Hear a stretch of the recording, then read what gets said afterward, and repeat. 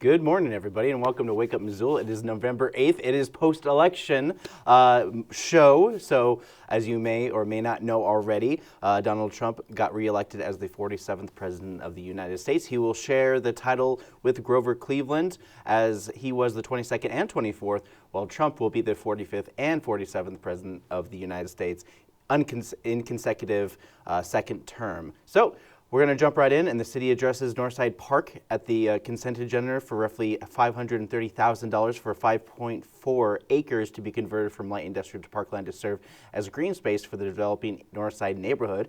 This is located near the Catholic Cemetery, St. Mary's. Speaking of cemeteries, the Missoula City is getting a deal with Burlington Northern Santa Fe for a donation of land near Missoula Cemetery. So Missoula is putting down $5,000 to process this information to get the cemetery to fund the fund. So they passed with little to no comment, and frankly, this meeting as a whole was very small and nothing too surprisingly happened in terms of rezoning and development. However, I usually skip these. Proclamations are used to give props to highlight folks and causes in the community that would often get overlooked. Meg Smith, Associate Director of Tamarack Grief Center, highlights one of those proclamations on Children's Grief Awareness Month. We've been in Missoula since 2008, supporting youth and adults who are experiencing loss or grieving bereavement. And we've been doing a Camp to Remember for approximately 28 years, which is an overnight camp for kids who've experienced a significant death at Flathead Lake, at Seeley Lake, and Georgetown Lake. And just so grateful to have the city of Missoula proclaim Children's Grief Awareness Month and Day almost every year. And really appreciate our community's commitment to supporting grieving youth. It is, in fact, a national crisis, unfortunately, after the COVID-19 pandemic. And we really feel the support in Missoula. Thanks so much. Okay. And so, Tamarack Grief Center, definitely one of those things that a lot of people might be able to be looking into this week as well. Another proclamation on mental health of folks suffering from decline from Alzheimer Awareness Month and their caregivers. Renee Brooks-Bank, board member of Alzheimer's Association of Montana's chapter, reflects on this proclamation for Alzheimer awareness. And so I have managed several memory care neighborhoods and experienced the tragedy of going through that disease and the loss that's involved. There was a particular resident who lived there for years, and his wife was such a great advocate, and she was his caregiver, in addition to the paid caregivers that we have there in the home. And she advocated him so well, and just tragically, she died before he did. And that was so devastating to all of us there on the team. Because that was the only person he really connected with. But it just highlighted the impact on the caregiver. It's very, very stressful. And so I'm really happy that you guys are recognizing the caregivers, not only the unpaid caregivers, but the paid caregivers. Yep, Missoula Aging Service is yet another example of how aging adults in Missoula are fairly well taken care of. There are many resources here in town that people can take advantage of. A mental decline is a lot on families, as they need help with those who seemed to have everything handled, only to tend to have all hours of the night needed. They need help for all hours of the night. So it's very interesting how that sudden change from somebody who used to be a caregiver for their own children, have their children take care of them. So it's an interesting kind of transitional period for a lot of people. And I highly recommend Missoula Aging Services for some of those connected services for folks, at least to remain in home. All right, we're going to move on. So Missoula has a great place for an aging population, and Southgate Crossing, they're talking about a property owner, Carrie Schreiber, is worried about Midtown master plan as they look to purchase a new property just next to Bob Ward's and Son. So this is public comment. I say it is a very blighted neighborhood that has spent a lot of money in taxes to be able to make this happen, and we're looking for input. I had called to find out when these meetings were and was told that the first meeting where this was going to go to committee would be on November 18th. Had I not pursued finding out about this special meeting on Wednesday, we would have missed this window. And Now, I hope we're excited for what people have planned, but when we can't find out about things directly, it just makes things be suspect. It's not good for trust. All right, So- and so that was one of those things that some community members are not as engaged with city council as many other people are, and so when these projects come forward, many people are blindsided and tend to question everything to do with these projects moving forward. And as we get into the South Gate Crossing, here's Mayor Andrea Davis kind of giving a impromptu introduction into our next committee meeting, which talks about this. So this is purchasing 13 and a half acres in the middle of Midtown, Missoula. This property has been identified for years as a catalytic piece of property that would help be able to achieve the goals identified in the Midtown Master Plan. This Midtown Master Plan, which is a community-led plan, is the latest of community organizing and plans that have identified goals for this neighborhood that was realized in 2023. I myself remember all the way back in 2003 when the Urban Land Institute led a similar conversation here in our community where people envisioned what might happen with this part of our community, not just this land, but these acres are certainly something that will help bring about opportunity for more residential homes, business opportunities, importantly, connectivity for this part of town. It will actually help achieve a long desired connection between South Avenue and Brooks. There's not a lot of in this particular part of town, there's no north and south connectivity. And then additional parkland. This is a very parked part of town in terms of green space and those kinds of things. So it is an opportunity for that as well. All right, and so there's just a lot going on with this particular topic, and we're going to jump right into it with the Housing Redevelopment and Community Planning, in which this is kind of like their kickoff to their Midtown Master Plan, which was passed in 2023. You'll hear me talking about it quite a bit as we move forward. This is MRA has this budgeted up to $6 million for the property purchase, and Mayor Andrea Davis kind of gave you a brief overview of what they're going to do. And private interest invested hundreds of thousands of dollars for the Midtown Master Plan last year to get the ball rolling to utilize the Urban Renewal District 3 money to improve this area. Otherwise, without city intervention, according to city staff, the site would remain light industrial with no incentive to develop in the first place. So Ellen Buchanan, MRA director, lists the project that has impacted Midtown. So this is Ellen Buchanan on this. Some folks who have expressed some concerns about spending this amount of money on the purchase of the property in Midtown in the Urban Renewal District 3. And I was asked by some of the council members to put together some of just kind of a real quick list of some of the investments that we've made in that district to date and try to quantify those and put this in perspective. So I'm going to be quick. I know there's not much time left, but some of the projects that we have done since this district was created in 2000 is we've created the sidewalk network where there was adequate right-of-way in the entire district. All the new sidewalks you see there pretty much have been funded with MRA dollars, with TIF dollars.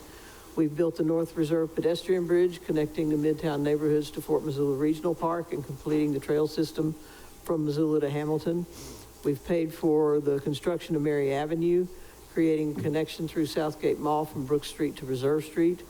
Purchased 12 acres of land from Montana Rail Link on Johnson Street and built a 4-acre neighborhood park. Invested in the infrastructure that allowed South Crossing to be developed. That's the project that the mayor just referred to with Coles and Cabela's, to be developed with out parcels on Brooks and Reserve while addressing safety issues at Brooks and Door Lane.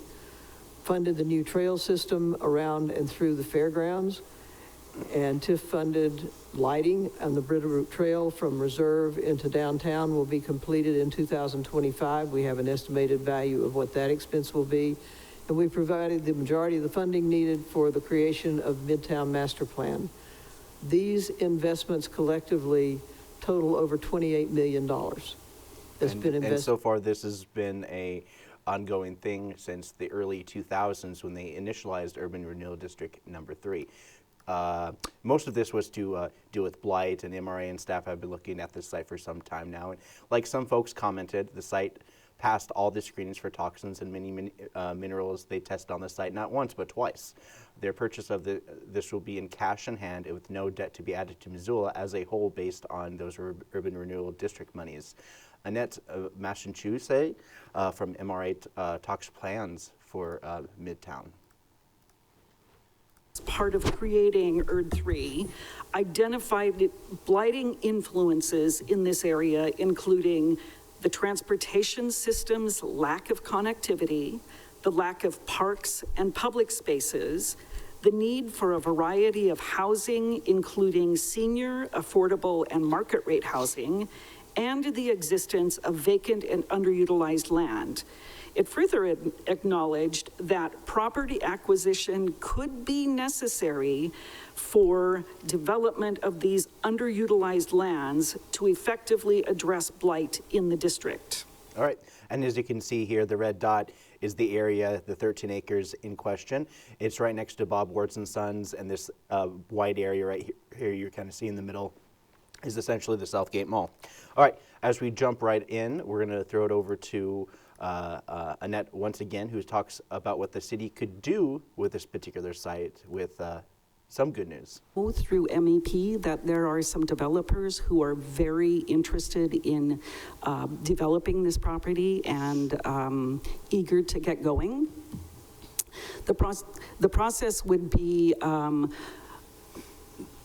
most likely it would be very similar to a process that was used, I think, successfully with the Rivara development off of Scott Street. In that case, I believe that a developer was identified with the city, and then the developer was tasked with the public engagement process, but the city was at the table the entire time. I think what that process was a very successful process, and I think we would look to that as a template to move forward, but we're not. All right, and so the Rivara project is the project on the North Scott Street. They were able to purchase it through some of their Urban Renewal District money and TIF funds to help create the Rivara project, which essentially is the lease to own kind of home thing. So you purchase the house, not necessarily the land on the property because it's in a land trust, and then the city gives you the land per the memorandum of understanding. And that's right now the Rivara project is in the phase of like breaking ground. They just broke ground like not too long ago, and so it's an ongoing thing. But we're going to talk. Basically, what they want to do with the site is that, but at the same time, it's part of the Midtown Master Plan, in which it does require that public engagement. And speaking of public engagement, Carrie Schreiber spoke Monday, had some more things to say about this property acquisition. I am concerned that it's going to get sold to a developer that's going to turn it into an income property and be taking our resources out of the community again. When I talk with folks around the area, they're saying, okay, if we're giving an opportunity for owner-occupied homes, that's wonderful, or if it's low-income home, can we have a housing manager there to help with the culture of it? We were so thoughtful with the $344,000 contribution today to the open land. This is $5.8 million, and we have the vaguest of plans, and we don't know if we're losing our park. I really appreciate Bob Campbell saying that we need more discussion and not on a weird Wednesday when there's general business going on. All right, and that was her comment on that. And then we have Mayor Andrea Davis addressing those comments and concerns about what they want to do with the site and working with developers in this public-private partnership. The vision for this site is that we will initiate a master planning process that will engage the neighborhood. It will engage all of the associations that are currently active and engaged in this area. So the Midtown Association, which is a host of businesses and residential folks that are in the Midtown area of town, and then a number of other organizations and folks, anybody in the communities is encouraged to participate, but certainly folks that are most impacted are will be sought after to participate in these conversations. The opportunity, though, for the city to invest infrastructure is often after we do have a private developer that is willing to commit and come on, because we want to make sure that the money that we are investing has the opportunity to be catalyzed with private development. After all, that is the intention of utilizing taxes in the tax increment financing structure. All right, and so that was the reasoning behind it. They got the money, they want to use it, they want to invest in these kind of projects and move forward. The city has a bigger vision and faster paced development over the years, and while I have noticed the last couple years development comes by way too often than it did in the past, with some projects being in the city's purview for months before approval. So this project is ongoing with further discussion, and it's going to be in committee meetings and consistently moving forward. This is a big kind of like parcel of land. There were many public comments concerns about the toxicology of the particular parts of the land, but many of the people who commented on this particular site mentioned that they did studies beyond what they needed to do, and they said that the site is EPA federally approved to move forward with the future development. So other than that, most of the comments are about what the site's going to be, not necessarily what the intention of the site's going to be. So right now it's still kind of up in the air. The city is heavily interested in purchasing this property for that affordable housing kind of mandate that they want to do moving forward. So, you know, that's the thing that MRA always invests in, is that they try to invest in not just sidewalks, mitigating blight, but working on with Parks and Rec with purchasing of this next property, which they spoke about. Missoula City and County had a joint meeting, and they're talking about 1,667 acres for $344,000 of open space bond money.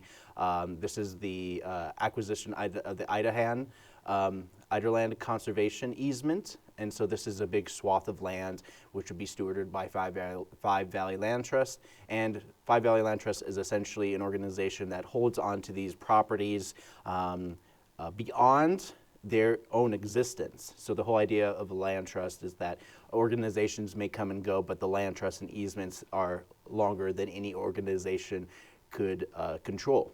So anyways, as we jump into this meeting, Whitney Schwab, Five Valley Land Trust, talks a little bit more about this particular site. This picture is taken from the North Hills, another area that our forebears thought should be protected for community enjoyment and wildlife habitat and scenic view sheds. And you can look across and see the South Hills. And while the Indralyn Lavelle Creek property is not in this view shed, town is rising to meet that. That is where Missoula is headed. There is growth there. And this project creates an opportunity to look into the future and help frame and create the growth that we want and the attributes that we want to keep Missoula the vibrant, wonderful place it is to live well into. All right, and while many things are happening within the city and try to grow inward, there are more conservation land going on beyond. And as we go into this area, which is technically kind of in the Deanstone area, but not quite, Derek Obel, Five Valley Land Trust, talks more specifics with a map of the area. So if you guys take a look right here. Because of its proximity to CSKT reservation land, we have reached out to the tribes and informed them about this project, and the representatives are enthusiastic about the prospect of protecting this property because they've identified it as an important area due to the rich cultural and natural resources in this area. There are other existing conservation easements in this area, including a 160-acre easement just to the south of the property, which is the crosshatched area on the map there. And then further to the west, there's about a 1,000-acre conservation easement held by the Rocky Mountain Elk Foundation. Both of these were about 2010, 2011 projects and were supported by open space bond funding in the past. All right. And so very much dissimilar to Marshall Mountain, this is land that is kind of a little bit further out into the area. The site is just outside city limits with other conservation easements that will fit in with open space bonds of the past.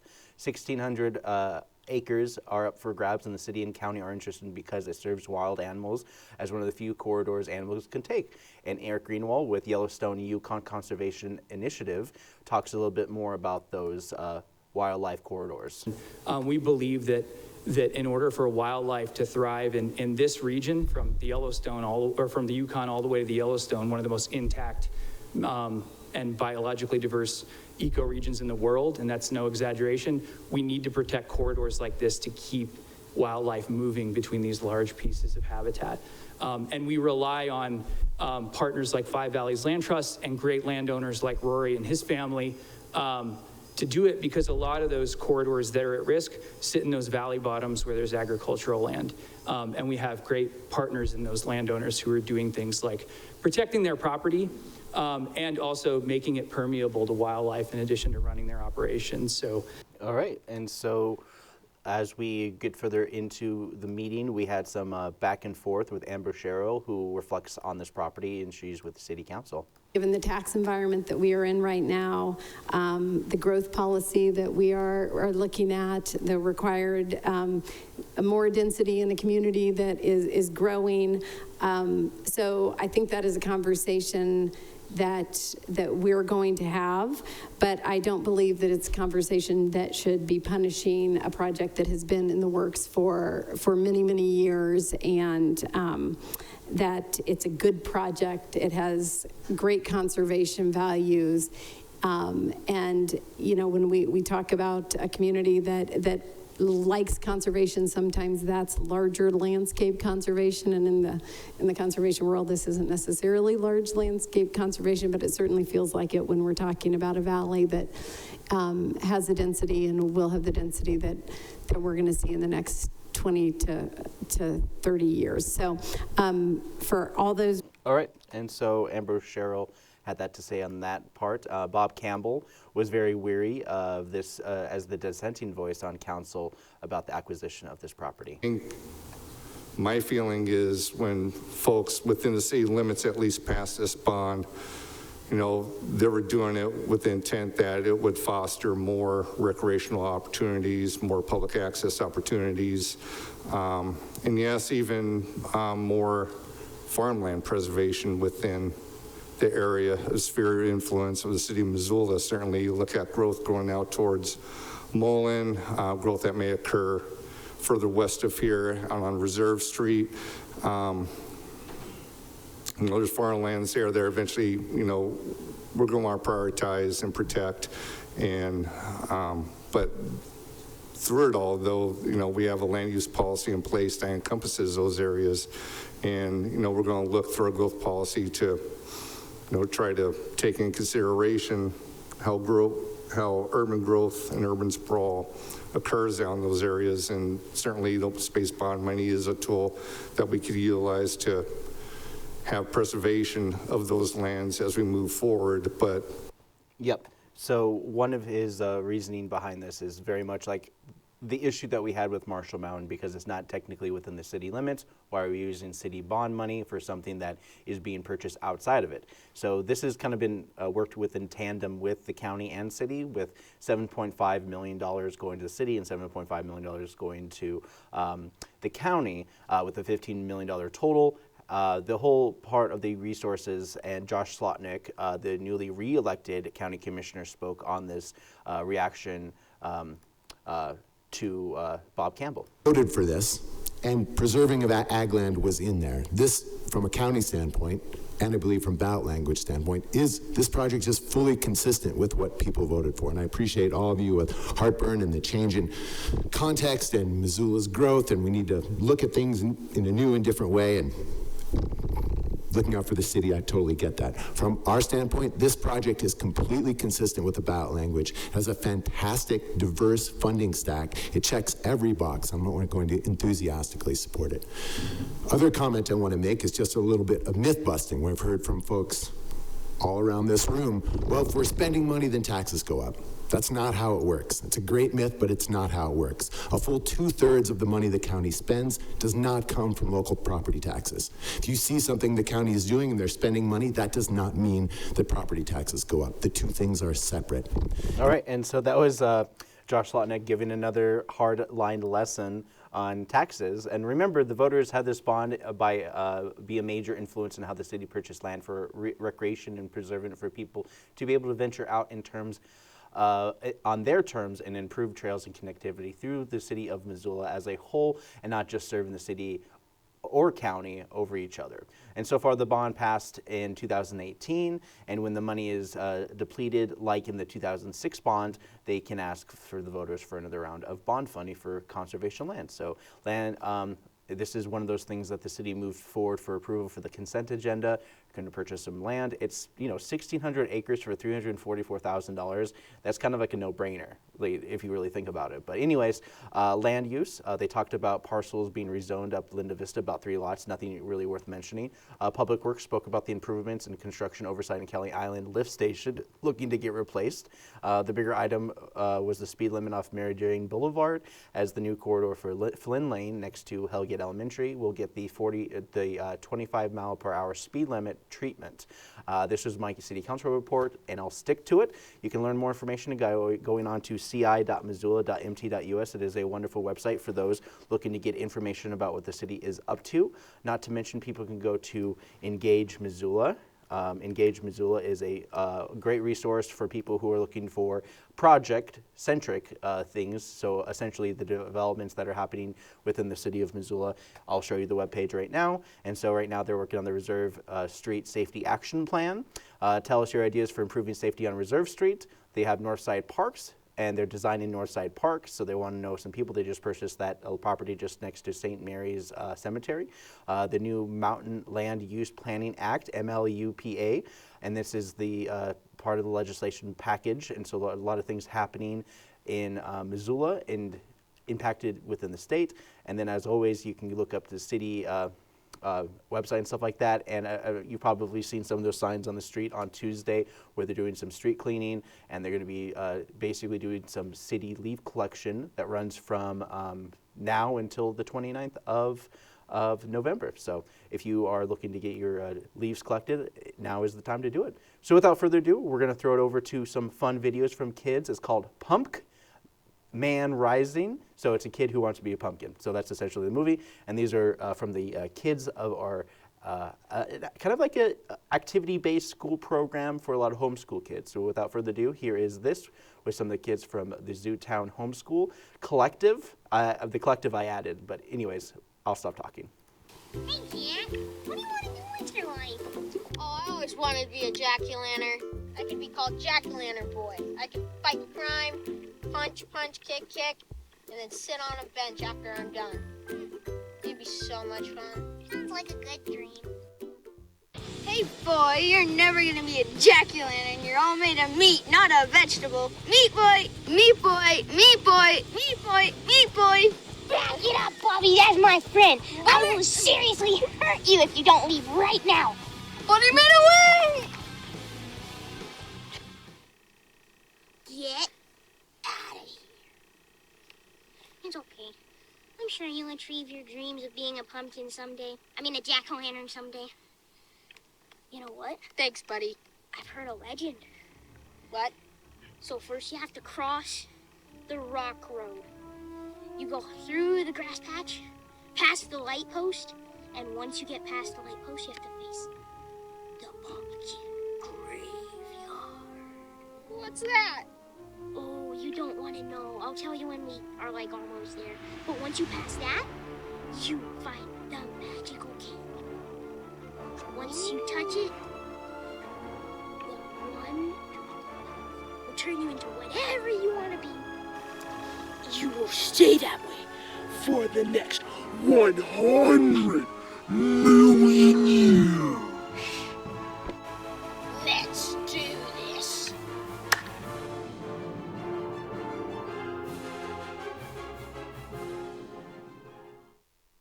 Da-dee-da-dee-da. Wait, isn't this the park, Steve? It's a metaphorical quest, my dear friend. Wait, I thought this was a high-action quest. It's a metaphorical quest. You see here? This is the grass patch. Okay. Oh, wait. Remember how I told you I'd tell you what that demon guarding the pumpkin graveyard was? No. But you can tell me later. Let's just keep going. It's the terror. I've only seen it once. My other friend, he was just like you. He wanted to be a jack-o'-lantern, only he was a pumpkin. I had to wheel him through everything. It hurt. Well, I guess we'll just keep going. You can tell me later. Okay, let's go, Steve. You're okay, dude. Thank you. Steve! Steve, where are you? This, my friend, is the magical Rocky Road!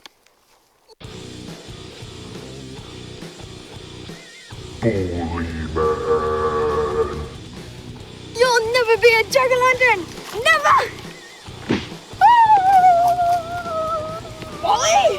I shall get my revenge on you! That guy's so weird. Hey guy, you're gonna be a jack-o'-lantern someday. Don't worry about it. You're trying to be jack-o'-lanterns too? Yeah. We're trying to get him to be one. Well, we gotta go find a magic candle, so. We just got our candles from the candle store. You're kidding. Closed. You have to be kidding.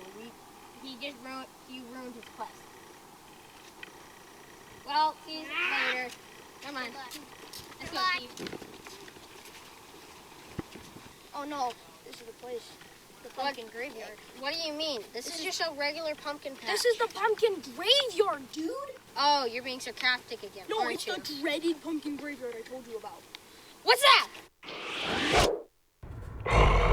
The Candle Garden. You, my friend, have to face this challenge alone. Aren't you coming with me? I'm sorry, you cannot. To become a true jack-o'-lantern, you must face this challenge on your own. Now go get him!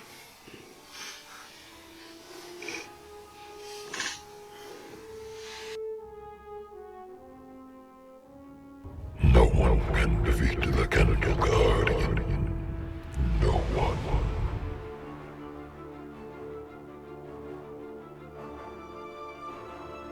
Halt. This is the stick of death. Anyone who touches it shall die.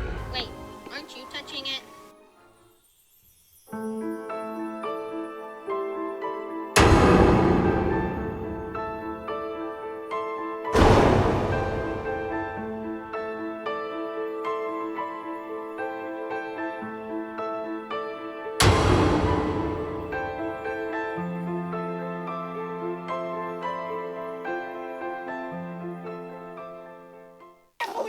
You solved the riddle of the Candle Guardian. There it is, the candle. I said you'd never be a pumpkin. Bully man.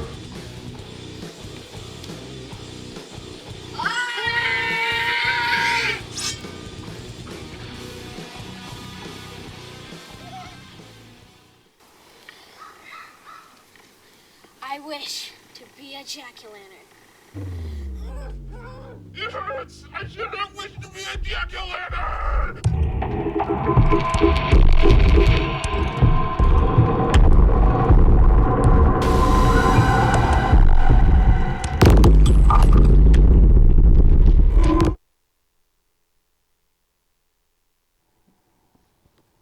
All right, welcome back. Let's kick things off with some Pre-Critic, where I prejudge movies based on absolutely nothing but my biases towards movies. Pre-Critic, from the makers of such films as Be Careful Whose Door You Knock On, comes Heretic. This movie brings Hugh Grant as the mustached-twirling villain to an A24 villain, which lets the director and actors kind of go for it. He plays the villain who uses his kindness to Mormon missionaries to entrap, torture, and terrorize these two young girls on a Mormon mission. Before you say, but dudes do the missionary stuff and get shot by a spear off the coast of India. Wrong. Enjoy a typical escape room with a guy with a disarming accent, hell-bent on luring people into his wicked game of dumb girls are my weakness. Then we got this next movie, Small Things Like These. Have you ever had a nun scold you and use physical violence to get you to behave and conform to the Catholic Church? This movie has it all, plus a few cages for good measures. Watch under the view of Oppenheimer's Cillian Murphy as he kind of lets it happen until things go a little too far on the abused children front. 90s kids here. Many parents fell out of corporal punishment, and now it's reserved for domestic disturbances, as we also shouldn't make light of such an intense subject. Just a movie that exploits the ideas of sweet Oscar gold. Then we got Bird. And bird is the word on this one as we get to a coming of age of growing up in the projects-like setting where the only way out is walking, but many people won't do it because financially cheaper and parents are too worthless or in jail to look after them. Enjoy a series of brotherhood and loyalty as they escalate further into someone important dies and everything is just terrible in the end. Also, the bird is some kind of metaphor for trying to break free from their current situation. All right, we got a couple other movies that are coming out, and I'm going to speed right through them. Weekend in Taipei, Fast Cars, Loose Women. This movie is about family and a good guy who is just as bad enough to get the girl while not alluding to the fact that both guys and gal have criminals after them as they try to find a hotel. Then we got Christmas Eve in Miller's Point. Christmas is coming and it's just got to November. Blame the Nightmare Before Christmas that Christmas comes too early. Basically run-of-the-mill family is crazy, but that's the only family I care about this holiday season. Then we got Best Christmas Pageant Ever from Pete Holmes, Finding Jesus, but enough to make fun of the organized religion as they put on a pageant with the town's troubled youth as they realize what community really is. It looks pretty heartfelt, but with plenty of physical comedy families can enjoy. Oh look, Santa's on fire. Then we got our last one, which we got to throw a little bit of anime into this one. You like this old school anime about a gamer who's stuck in his fantasy world and his attempt to take it over as a force of great power from a character who maxed out his stats. Every show and game in Japan is like this, but this one just lasted longer or started earlier. I can't tell which one. So those are the movies that are coming out this weekend. I have a movie for you guys, Dubbin Stuff, from the 1945 movie Club Paradise. Oh, whoa, you think got pizza today? Whoa, that's so cool! And not just any kind of pizza, square pizza! I see you didn't want some pizza. Well, I brought a salad today. Does Supreme count? Yes, you're getting the vegetables, but you're not getting the satisfaction. You mean starving myself? Beauty is pain, my dear. Well, maybe I'll try this miracle drug. I've tried all the miracle drugs. Well, you didn't try hard enough. Yo, you guys talking about Thinapro? Well, not quite yet. Well, get the lead out already. Well, it doesn't feel appropriate right now. Well, too bad. Hey, listen, Thinapro. Well, is it that good? Well, let me tell you there's something. You know when you eat this thing? Don't ever touch my food. Well, tell her about Thinapril, okay? So is it some kind of placebo? Uh-huh. Well, let me guess. It's just good old sugar water. Most people just get diabetes. Or they can get cancer from Diet Cola or stomach issues. All right, everyone get back to work. Quit talking about miracle drugs.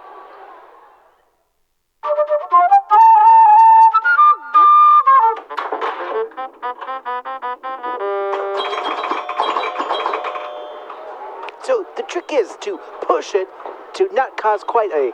Hey, are you even listening to me? Yeah, of course I am. You're so cool. Wait till you see what I win from this pinball. Are you okay? Because you don't seem like you're... Oh, I'm having a grand old time. Well, it doesn't seem like you are. No. Well, okay, I was going to leave and we were going to go somewhere else, but, you know, if you want to stick around, we can stick around. Oh, no, I like self-fulfilling prophecy. Great, that was very unclear. Come on, Daddy needed a new pair of shoes. Ah, yeah. Hey, I need my money. Get it over here. Come on, you see what I won? The pinball machine. It cashed me out. This isn't quite a gambling machine. You should know Come on, he's just busting my balls. Money, please. Well, I'll do it this time, but only because you're my son. I should get adopted by a rich family. That's a great idea.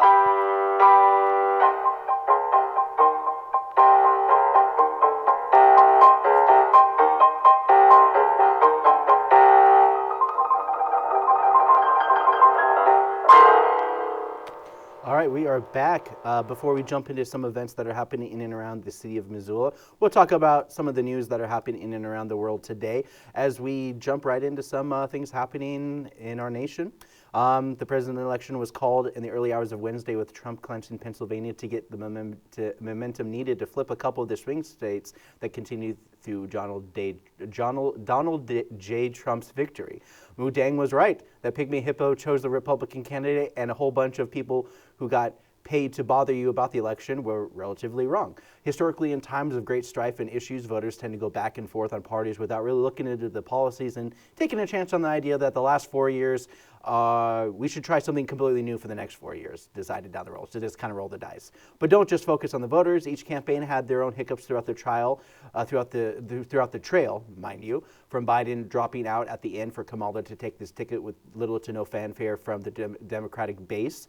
They just kind of went with it. The GOP were testing the waters to see if anyone else but Trump could carry the torch. But unless Trump decides, the Republicans will remain under the man many people in the media have called a fascist. On top of that, Kamala Harris didn't show up to her rally to speak on her defeat, as she chose to come out later and say that she spoke with President-elect Trump and will remain the leader of resistance to many things the Democrats fear for a second Trump presidency. Overall, Trump won the popular vote in the Electoral College with nearly 4 million votes over Harris at 73.4 million votes total. So he'll be the 45th and 47th president, a label shared by Grover Cleveland, who also was the, who had a second term, the non-consecutive second term. So that's probably what you'll be hearing for quite a bit of time. Back in Montana, John Tester lost his seat. He held for 18 years, as his time in office would be end by January 3rd. Tester conceded around 6 a.m. Wednesday. He was there when Montana moved from most Democratic leaders in Montana, from Baucus to Schweitzer as the governor. Remember Denny Rehberg in those days? What staying power that guy had. Seriously, he just kind of stuck around. Tim Shea will become the junior senator for Montana under Steve Daines, who will become the senior senator for the state of Montana. Abortion rights were also put into the Montana Constitution with the passage of CI 128 with nearly 60% of the vote. However, the other vote to change on how we elect folks between CI 126 and 127 to have Montana's basic own ranked choice voting system failed. It would have collected the top contenders and have them fight it out November, regardless of party politics, something the legislature had tried to do in the 2023 session. Governor Greg Gianforte held his position and will finish his two-term limit as leader of our state of Montana. And both Zinke and Downing will be House representatives for the state of Montana. And Montana will start the 2025 session as a fully red state.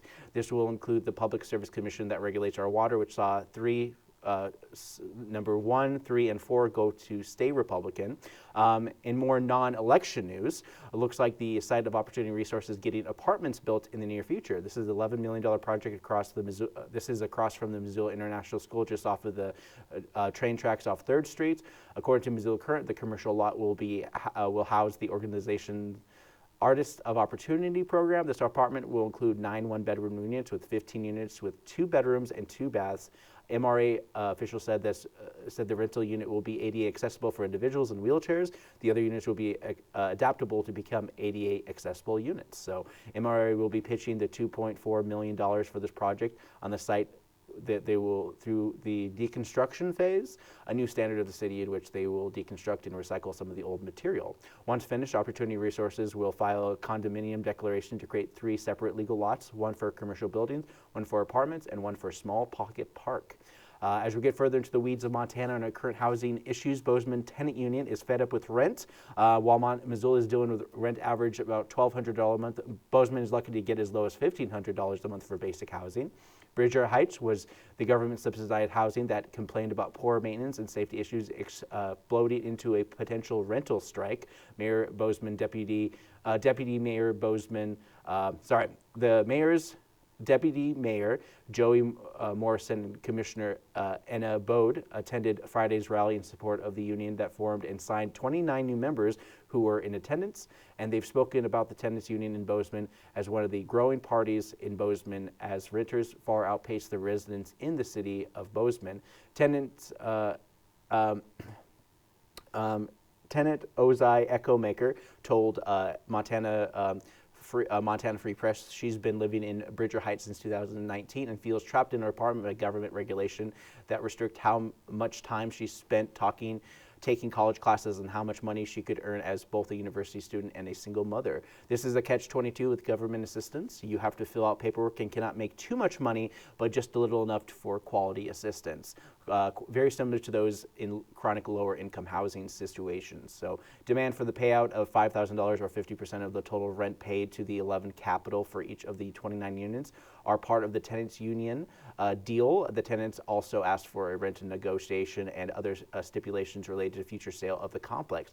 Most people are looking to protect those who get Section 8 vouchers, and while Bridger Heights is low income and people are vulnerable in these positions, they want their concerns taken seriously. Property management Laura Manners, who called the police on Friday and threatened trespassing charges against those gathered for protests, saying they've been knocking on people's doors relentlessly and they won't leave them alone, quote, describing the list of demands she was handed on Friday as stupid.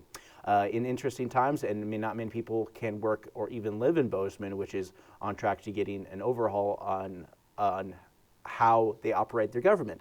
And, one of the things is, that the city of Bozeman is voting in accordance to the state law. For every 10 years, the government can renew how they operate their government, and what they want to do is basically create more of a district system with their city commission. They call it a city commission, and so everybody votes for everyone all at once, rather than it being people with any kind of staying power. They're going to try to create more of that ward structure while also increasing benefits for those who go into public service on their commission. So let's see. As we move forward, the U.S. is looking to invest in more mining in the Sierra Nevada kind of areas, and they're talking about conflict minerals such as lithium is becoming the norm to basically create those EV batteries. This mine between Reno and Las Vegas are home to endangered plant life on top of where the mine could be, and the Center for Biological Diversity said this could cause Team's buckwheat flower to go extinct.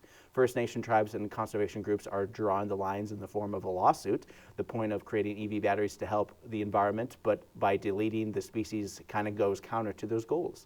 The lawsuit said that the mine would harm sites sacred to the Western Shoshone people, That includes Cave Spring, a natural spring less than a mile away, described as a site of intergenerational transmission of cultural and spiritual knowledge. So there's a lot of things happening.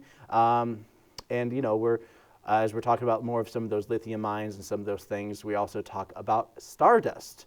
Like plot out of Star Wars, Oklahoma homes to begin their mining of over 50,000 metric tons of lithium to provide 5 million cars with lithium batteries to move forward on the green agenda of Biden's big green deal to curb our need for fossil fuels. So currently they're looking to get $257 million in Oklahoma in state and federal economic incentives. The upcoming lithium refinery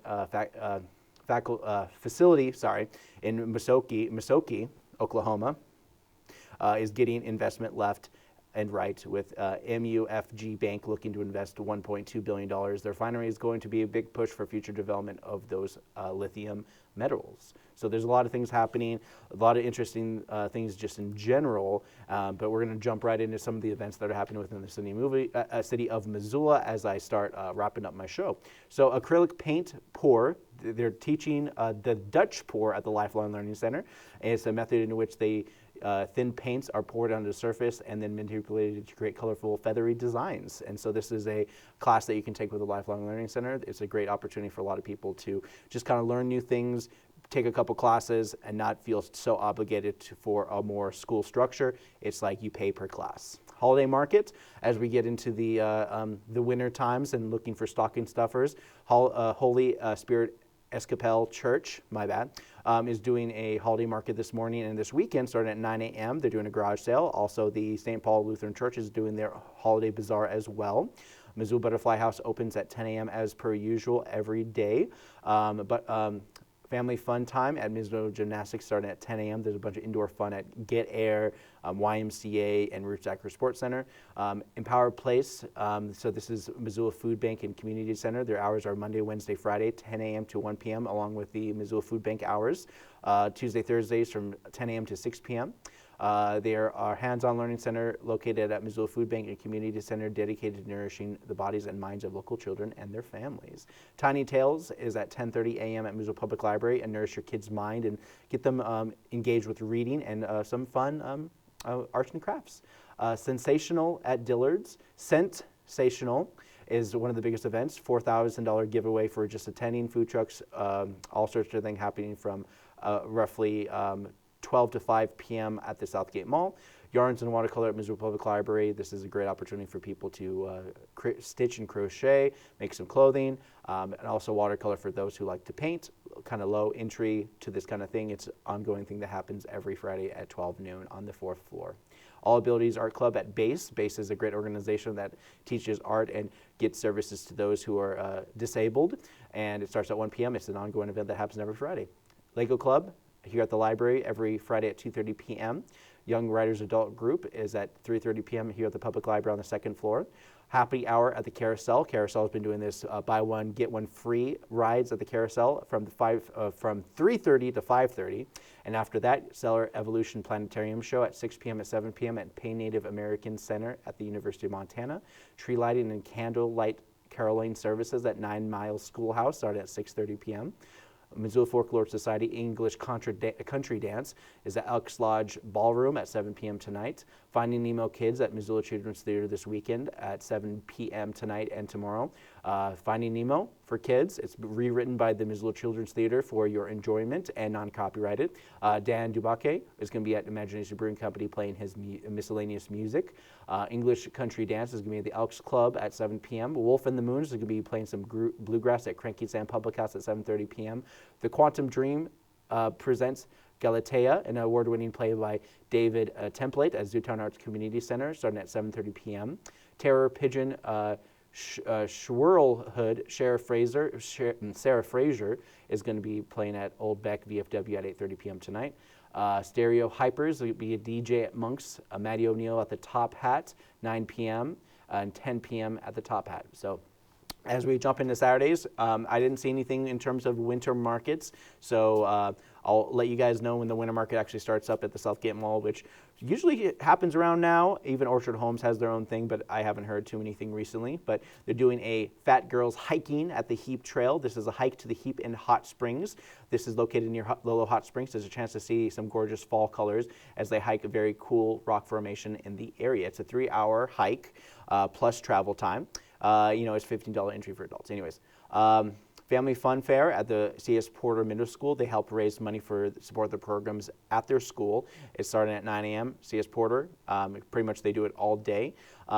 Throw Ceramics, Tri-Wheel. Throw Ceramics is at 1261 Dakota Street. This is a 2-hour class, so you can try your hand at the wheel with clay. They'll probably kick you out if you do the ghost thing. There also is going to be a 5K beer run at DraftWorks at 10 a.m. on Saturday. Makerspace walk-in hours here at the library to use the laser cutter and learn all about the 3D printer.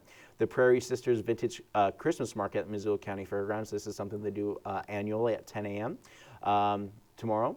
Genealogy, Civil War ancestors. If you want to know if your family was in the Civil War, I don't know if you'd want to do that because there's a 50-50 chance. Anyways, 10 a.m. At the 4th floor at the Missoula Public Library. I believe it's in the Blackboard boardroom. Game Day. Missoula Public Library is celebrating gaming in the library with International Game Month event at 10 a.m. They'll do tabletop games, snacks, Dungeons & Dragons, source books, and more. Board games from the library's awesome game collection will be available for free play or to check out. Montana Gift Corral annual open house. So they're doing a holiday tradition continues as their new location. So they're opening, grand opening here in Missoula because they already have a store in Bozeman. And this is at 10 a.m. at Montana Gift Corral. Orchard Homes 30th Annual Market and Holiday Bazaar at 10 a.m. at Orchard Homes. Story time at 10:30 a.m. at Missoula Public Library. Museum tour every Saturday at the Missoula Art Museum at 11 a.m. Saturday. And as always, Saturday drop-ins here at MCAT from 1 to 3 p.m. Makerspace Introduction to Laser Cutting. Like I said, they have open hours at 10 a.m. on Saturday, but they also have an event usually most Saturdays at 3 p.m. Soft Pastel Paintings. This is going to be at the Workroom, Montana. This is 3205 South Russell Street. Soft pastel painting workshop with Amanda Beebley for a 2-day workshop with artist Amanda in a soft pastel landscape painting class, and seize the opportunity to enhance your painting skills. Dance party for Old Souls at Sacred Alley at Vijo at 7 p.m. on Saturday night. The last reveal at the Wilma is playing some music from folk music at the Wilma at 7 p.m. Charla Bauman Duo is going to be at Folk at Nation Brewing Company at 7 p.m. on Saturday. Duende Libre Trio featuring Naomi Moon Siegel will be at West Side Theater. It's a national tour. It's an award-winning jazz trio. Original music draws upon ancestral music of tradition from Cuba, Brazil, and West Africa. West Side Theater at 7:30 p.m. Candlelight, a tribute to Taylor Swift. So they're playing an orchestra music under Candlelight at the MCT at 9 p.m. Solid Sound Karaoke at the Bulldog Lounge, West Side Lanes. They do it every Saturday at 9 p.m. They got electronic music in Beck's at Monk's, 9 p.m. Wrapping things up is Chris Moon at the Badlander on Saturday at 10 p.m. And as we get further into the weeds on Sunday, if you're interested, the Missoula Public Library does a pain-savvy health literacy called Get Lit, ongoing pain service at the library to help those in chronic or minor pains. Five Valley Accordion Club at Missoula Senior Center every Sunday at 1 p.m. Magical Storytime Journey with Golden Leaf Studios at 1:30 p.m. It is a fun-filled and creative story time in our enchanting community space. And this is Magical Story Time, November 10th, 1:30 to 2:30 p.m. in the community space. Mendorama at Free Cycles, playing some DJ music at 2 in the afternoon on Sunday. You got Odd Pitch is doing a pinball tournament at 4 p.m. on Sunday night. You also have Draftworks with Naomi Moon Siegel playing a solo at 6 p.m. She is being featured this weekend quite a bit. Candlelight, they're doing Missoula Children's Theater. They're doing music from the Four Seasons. Very funny weekend comedy open mic at VFW at 8 p.m. Rocking karaoke at Sunrise Saloon 8:30 Sunday p.m. to wrap up your Sunday. All right, so pretty much wrapped up for my morning show. I want to thank you guys for joining me. It's been a crazy week for sure. There's a lot of people who are very surprised, not to mention, with everything that's going on with Donald Trump and even his court hearing in his sentencing hasn't been fully fleshed out, which will be happening in the next week or so, in which the sentencing on his business dealings in New York. So that's going to be a whole nother interesting kind of thing, and whether or not the President of the United States is going to be, was found guilty and his sentencing is going to be being carried through in the mid-November, regardless of the fact that he will become the 47th President of the United States by January 20th. It's interesting just to kind of see just the world in which we live in a lot of different ways, and it's definitely a reflection of the society that we are currently right now, and it really feels like we're just rebooting back to the old 2016 era. There's definitely going to be a lot of news media nitpicking every little thing that Donald Trump does throughout the next 4 years, and the Republicans now building towards something that who knows what they're going to be doing in the next couple of years, and the Democrats are basically going to have to be doing an uphill battle as the election results kind of came through with the Senate basically going to the GOP with 53 seats and 45 Dem seats with a couple seats for independents. The House, however, it seems like they're still working some things out with the House results, which is still technically ongoing because there were still a couple really close calls in some areas, with the GOP having 211 seats, with the Democrats having 199 seats, and they need 218 for a majority. So there's definitely a lot going on, and I don't want to hark on it too much because it's definitely going to be an ongoing thing for quite some time. So without further ado, thank you guys for joining me. And for Wake Up Missoula, I'm Scott Ramp. I hope you guys have a wonderful weekend.